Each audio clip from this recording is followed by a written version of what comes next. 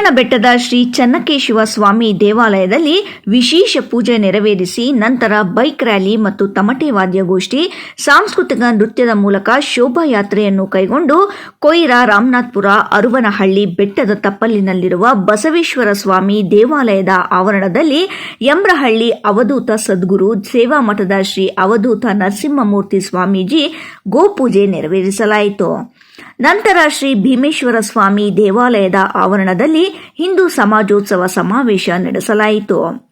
ಹಿಂದೂ ಸಮಾಜದ ಯುವ ಮುಖಂಡ ಅರುವನಹಳ್ಳಿ ವೆಂಕಟೇಗೌಡ ಮಾತನಾಡಿ, ಕುಂದಾಣ ಹೋಬಳಿಯ ಕೊಯ್ರಾ ಗ್ರಾಮದಲ್ಲಿ ಪಕ್ಷಾತೀತವಾಗಿ ಸಮಾಜೋತ್ಸವ ಕಾರ್ಯಕ್ರಮಕ್ಕೆ ಎಲ್ಲರೂ ಕೈಜೋಡಿಸಿದ್ದಾರೆ.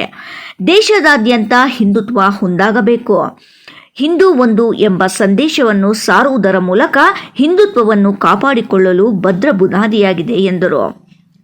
ಇದೇ ಸಂದರ್ಭದಲ್ಲಿ ಹಿಂದೂ ಮುಖಂಡರಾದ H M. Ravikumar, K N. Ramesh Babu, K C. Mundaraju, R K. Nanjegowda, Odinahalli Muniyappa, Managundanahalli Jagadish, Rabbanahalli Prabhakar, Neraganahalli Srinivas, S. Ramesh Kumar, Suresh Achar, Nayana Anand, Niranjan, Munegowda, Koira ಗ್ರಾಮ ಪಂಚಾಯಿತಿ ವ್ಯಾಪ್ತಿ ಸೇರಿದಂತೆ 6 ಗ್ರಾಮ ಪಂಚಾಯಿತಿ ವ್ಯಾಪ್ತಿಯ ಮುಖಂಡರು, ಹಿಂದೂ ಸಮಾಜದವರು ಭಾಗಿಯಾಗಿದ್ದರು.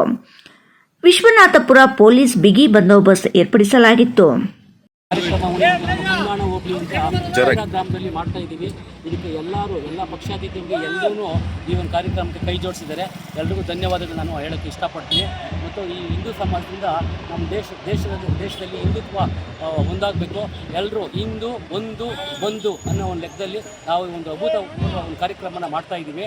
ಇದರಿಂದ ನಮ್ಮ ದೇಶದಲ್ಲಿ ಒಂದು ಹಿಂದುತ್ವನ ಕಾಪಾಡ್ಕೊಳ್ಳೋದಕ್ಕೆ ಒಂದು ಭದ್ರ ಬುನಾದಿ ಅಂತ ಹೇಳೋಕ್ಕೆ ಇಷ್ಟಪಡ್ತೀನಿ. ನಮ್ಮ ಕುಂದಾಣ ಹೋಬಳಿ ಒಟ್ಟು ಒಂದು 6 ಪಂಚಾಯತಿ ಸೇರಿ ಈ ಕಾರ್ಯಕ್ರಮನ ಮಾಡ್ತಾ ಇದ್ದೀವಿ.